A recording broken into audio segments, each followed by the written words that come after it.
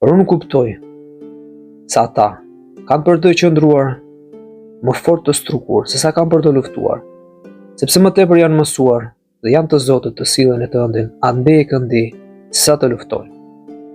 Ta zotë kanë të bëjnë me turqit apo me aziatikët, njerëz të qullot dhe të zhburëruar, por me kryetrima dhe me ushtar të pa epur, e me galet e pamposhtur, të cilët që të gjithë janë të armatosur rënd. Kuajtan janë të mbuluar në hekur.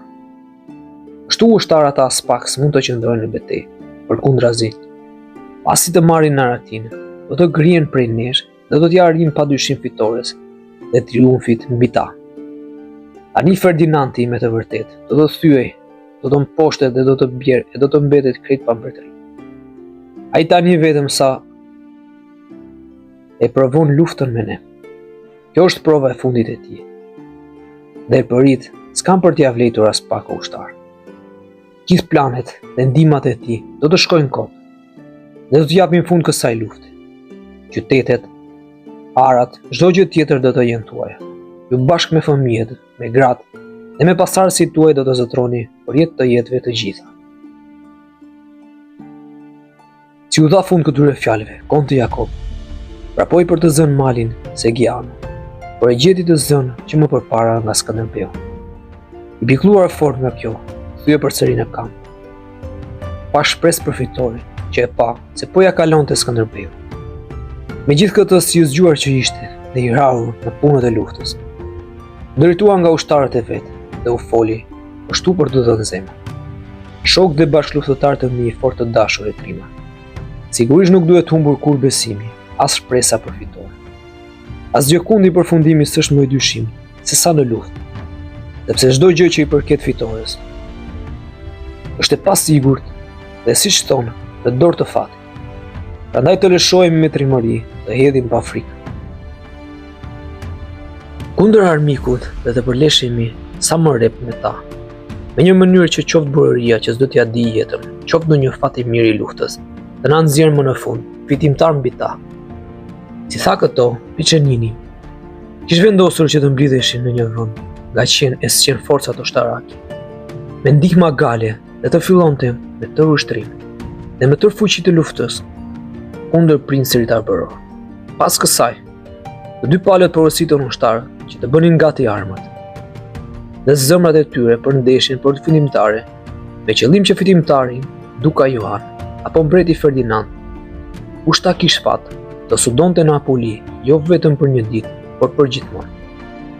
Dhe nesërmen, ndoshta para se të ngrysej, do ta merrnin vesh se mbretëria e gjithë Daonis dhe Kalabris do të ishte shpërblimi i fitores. Në vend të çmimit, një rrezik po aq i madh qëndronte për ata, të cilëve s'do t'u ecte fati, sepse as arbërorëve s'u mbeti hapur ndonjë rrugë shpëtimi në një det të huaj dhe të panjohur. Drejt këtij rreziku po marshonin të nesërmen dy prijes shumë trima, dy kapedal shumë të dëgjuar, dy ushtri shumë të forta, për të arritur edhe më, apo për ta përmbysur fare asaj dite lavdin e fituar me parë. Një shpresë dyshimt dhe frika pasigurie, po i përshtjellonte zemrat e tyre, ndërsa kqynin herë forcat e veta, herë ato të armiqve. Duke i peshuar fuqinë më tepër me sy, se sa me arsye, ata gëzoheshin dhe i dhroheshin njëkohësisht. Ata që kishin përpara, ndërsa ato që si sillnin dot më mend, vetu a kujtonin kapedanët, duke i këshilluar dhe duke i nxitur. Së pari Skënderbeu, sapo i vinte ndonjë kujtim i shënuar betejën e mend, u tregonte për trimëritë që kishte bërë brenda 18 vjetësh në tokën e Azisë, të Maqedonisë, të Thrakisë dhe në Epir, për gjithë ata kapetan turq dhe të sektit muhamedian, për gjithë ata ushtri që kishte dërmuar dhe për lavdet që i takonin secilit. Ndërsa konti Jakob përmendte betejat e mëparshme në Piçen, në Apuli dhe në Itali. Kastriotit në këtë bisedë të veçantë dhe të lirë, për të kthyer nga të donte, fliste për augurin që kish patur dikur në luftë etërit e tyre. Por këta dilnin në fushën e luftës në Mokër, në Tumenisht dhe në Modris. Perëndia u kishte dhënë që më përpara shenjën se kishte ardhur fundi i luftës dhe i mundimeve. Edhe tani e kishin në dorë plaçkën e ushtrisë Gale dhe fitore mbi ushtrinë e Piçeninit. Kthimi në shtëpinë Ade, pranë prindërve, fëmijëve, grave dhe perëndive të vatrës së vet. Ato Skënderbeu i thoshte me një krenari aq të madhe dhe me një çerë aq të gëzuar, sa që të besonje se ja kisha arritur tani më fitores. Pastaj ai vuri në radhë, më parë këmsorët, dy fektarët, pas tyre agreptarët dhe shigjetarët, bashkë me hobëtarët. Vijën e fundit e mbylli me heshtra ilirike të përzijera me period. Ai radiste këta secilin para flamujve të vetë. Jo në kohëret të dëndur, por në manipujt me një farë lagërësie midis tyre, me qëllim që të kishë kështu vend për të pritur kalorës, armiq, të mbuluar në hekur dhe të armatosur, rënd dhe për të mos u turbulluar radhët fare. Në krahun e majt, uri mbretin bashkë me kalorësi napoleane dhe italiane. Dhe të djathin Mojsiun dhe Gjuricën. Rrugët që mbeteshin të hapura në mes të manipujve, të pararojes i mbushin me dibrante vet dhe me maqedonat duke u dhënë porosin që gjatë sulmit të kalorësve Gal të mbuluar në hekur, ose të shkonin prapa radhave të rregullta, ose të bashkoheshin me vrak me pararojën në të djathtën e më të majtë të rrugës, në për të cilën do të tureshin dhe do të aprisnin kalorësin Gal dhe kalorësit armiq që armatimin të rënd me shigjeta e preda nga të dy anë. Konti Jakob, për të tmeruar, buri së pari në radhë, biqere dhe karoca 4 kuajshe, për drejtoret, pastaj 2 fekët dhe agreptarët. Përzihen me këmbësorë e shtëgjatë. Në radhën e dytë, buri Apuljanët dhe pas një intervali të vogël, rjeshtat rezervë, ndihmën e ushtarëve, Liguras dhe Brutias. Ai vuri gjithashtu edhe kalorësin rreth krahut. Të djathtën e mbajti Gal, të majtën italian. Ande e kënde në njërën e tjetër në ushtri, ndërmeq njerëzve të cilët s'kishin një gjuhë. As po ato zakone, as po ato armë. Robë dhe veshje, as po ato arsye shërbimi në ushtri. Zgjidhja për luftë bëhej ku me një mënyrë, ku me një tjetër. Forcave ndihmëtare u tregoi shpërbimi që do të merrnin. Me një herë, por edhe shpërbimi kush e di sa fish më i madh, pikërisht nga preja. Galët digjeshin nga urrejtja e veçantë dhe e ngulën në zemër të tyre kundër italianëve. Ligurasve, të zbritur nga malet e ashpra, u tregoheshin për shpresën e fitores, fushat pjellore të Italisë. Të tjerëve, u dëftoheshin për shpresën e frikë, gjëra të tjera. Apuljanëve, për të shtënë frikën e rënimit dhe të robërimit, apo për të ngjallur shpresën e fitores dhe të mbretërimit të Apulis. U tregoheshin muret e Adeut, perënditë e vatrës, zvarret e të parëve, fëmijët dhe prindërit bashkëshortët e tmeruar. Ndërsa krerët dhe kapedanët e ushtrisë po vepronin andeje këndi, vetëm madhe për këto, secili me ushtarët e gjithandej së vet, nga ana e erberorëve, buçitën buriet dhe trumbetat, dhe njëkohësisht ja krisi një brit aq e madh. E u hudh me një vrull e shpejtësi aq të menjëhershme mbi armiqt, saqë vinë e parë të tyre e dërmuan para se të mund ta shtinin në punë për drejtoret e veta. Ja sa vlerë të madhe ka shpejtësia në punë të luftës. Shpesh ajo i përmbys planet dhe i shpërndan e i ngatron radhët. Dhe më të vërtet, kuajt e për drejtoreve u trembën aq shumë, sa tëra i tmerr, saqë u kthyen sidomos në krahun e majt. Kundër të vetëm, Mojsiu dhe Gjurica u akallën lehtë datën italianë të tmeruar dhe e zhveshën frontin nga ajo anë, prej ndihmës kalorësiake. Megjithatë, një pakicë e kuajve të sjellur mbi armikun bashkë me përdrejtoret, ndërmjet radhave të defektarëve, agreptarëve dhe këmbësorëve. Pas plagëve të shumta që mori, u bë shkak kërdie të pazakonshme për të vetat, duke bërë që të merrnin narativ dhe kalorësit e vet galëve.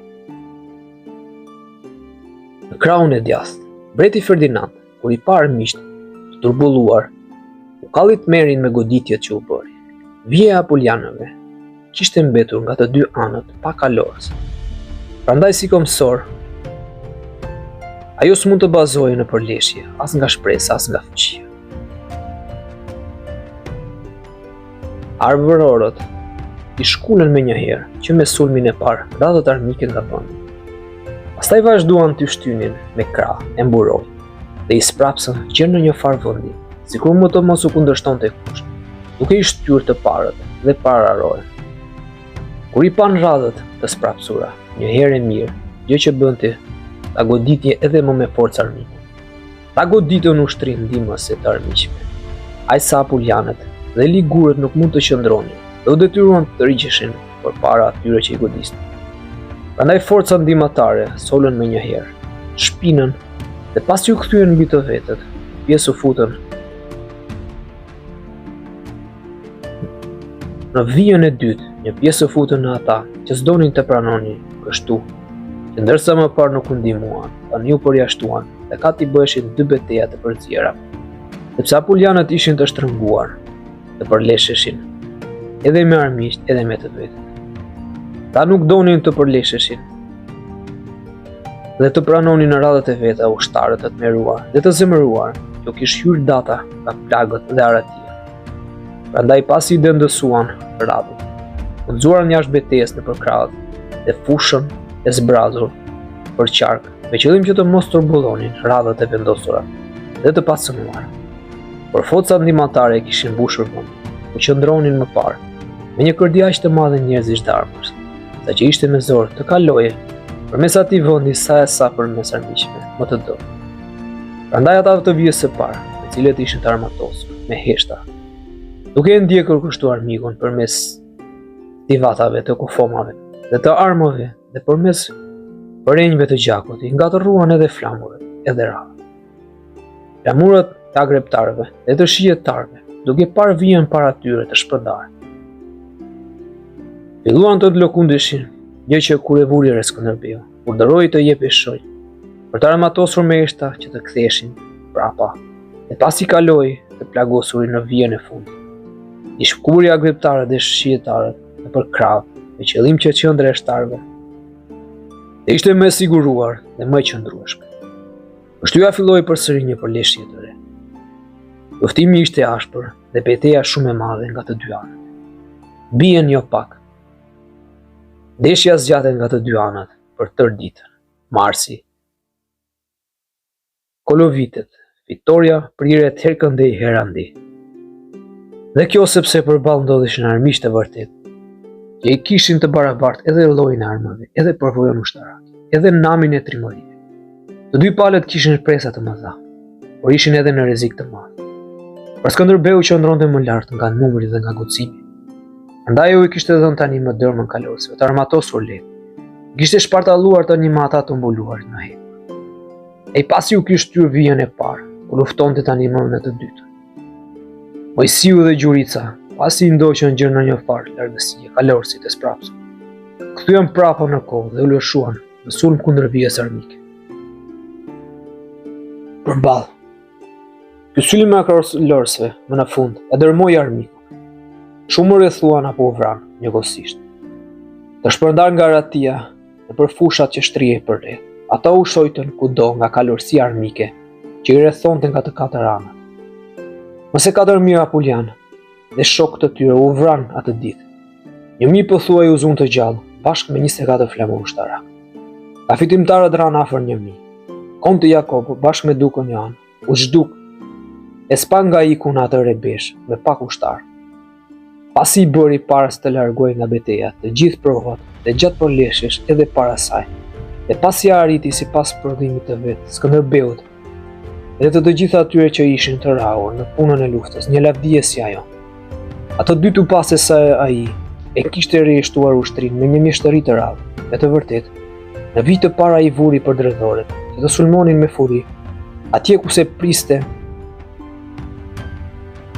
dhe të goditnin me një fuqi të padurueshme, dhe ky porositur që të ndiqnin nga pas flamujt dhe të ruanin radhët.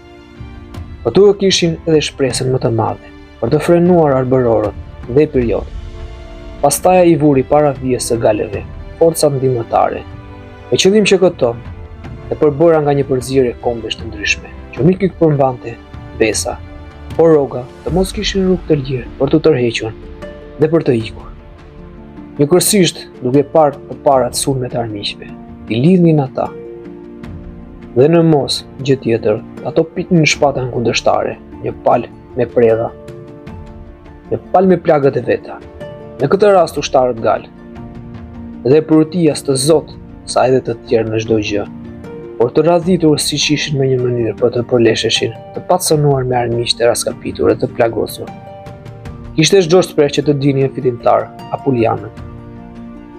Gjithashtu duke qenë se nuk dihej me siguri a ishin shok apo kundërshtar, u vund të veçuar pas një intervali në vijën më të fundit. Pas kësaj pune, si vepra e fundit e burërisë së tij, konti Jakob mori Arartino, fshea ande e këndene për Itali, e si rak kujt në vesh, me roba nga më të këqija, derisa u fut në Grack me dhepëri e lajka nga Francisca Sforza, duke i milanezëve, i gënjur me zotime për martesë të reme, duke u bërë dhëndër i tij, dhe duke u dërguar me njëherë si mik tek mbreti Ferdinand, prej të cilit mbaroi vrarë. Përkundrazi, duka Joan, i ndjekur këmba këmbës nga ushtarët. Mbretëror dhe Skënderbegas e zi shpëtoi duke ikur për në qytetin e Trojës, u hyri i tërhequr militar. Se këtë emja ju largua fshehurat zinatën për në detin e Ligurisë. U jipi një anje dhe u kthye përsëri në Gali. Skënderbeu, pasi e shtyu me të shpejt në dorë dhe e zhveshi kampin e armiqve, u kthye me prenë e pazakonshme në Napoli, bashkë me mbretin Ferdinand, me një triumf me të vërtet madhështor, dhe të cilin pati edhe robërit. Për të falendëruar Perëndit, u hapën atëherë gjithë tempuj në qytet.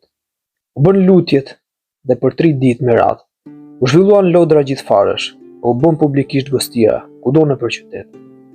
Pasi mbaruan kështu këtë punë, dhe armiku ishte dërmuar, e fitore mbi të ishte arritur me fatbardhësinë më të madhe. Mbreti Ferdinand vendosi që pasi të bënin gati të gjithë forcat, të shëtiste me kalë bashkë me princin e Arbërit dhe të vizitonte gjithë mbretërinë e Apulisë, të Kalabrisë dhe të Sicilisë, me qëllim që të rishpëtohente dhe të merrte në mbrojtje qytetet, kështjellat dhe gjithë vendet që ishin hedhur në anën e armikut. Pas kësaj, të gjithë brenda një kohe të shkurtër, hyn përsëri në studimin e mbretit. Duke i rënë më parë në dorë Skënderbeut, të gjithë këta i besuan më tepër Skënderbeut se sa mbretit, sepse kishin frikë të hynin në pushtetin e tij dhe të zinin besë për t'i u dorëzuar, ka që dyshonin se mos i prishte dhe i shuante nga faqja e dhëut për shkak të kryengjitjes që kishin bërë dhe të besës që i kishin shkelur. Përkundrazi të Skënderbeut, ata kishin besim dhe shpresonin se po t'ua jepte ai fjalën për shpëtimin e tyre dhe të fëmijëve e të mirave të tyre. Nuk do të ngjiste gjë e keqe, por do të arrinin plotësisht që të kishin nga mbreti shpëtimin, pakreshpërinë e tyre dhe të gjithë njerëzve të tyre, si edhe mos ndëshkimin e mosdëmtimit. Kështu me anë të Skënderbeut, mbreti i mori të gjithë dhe brenda një kohe të shkurtër e rifitoi tërë mbretërinë, por mbeti një gjë vetëm për të kryer, në Krajinë, e cila edhe u krye shumë lehtë nga Skënderbeut. Në qytetin e Tranit ishte një far, Siciliani me emrin Fuzian, burr trim dhe luftëtar, të cilin mbreti Ferdinand i kishte dërguar atje me fuqira ushtarake, duke vënë në krye të tyre qysh në kohë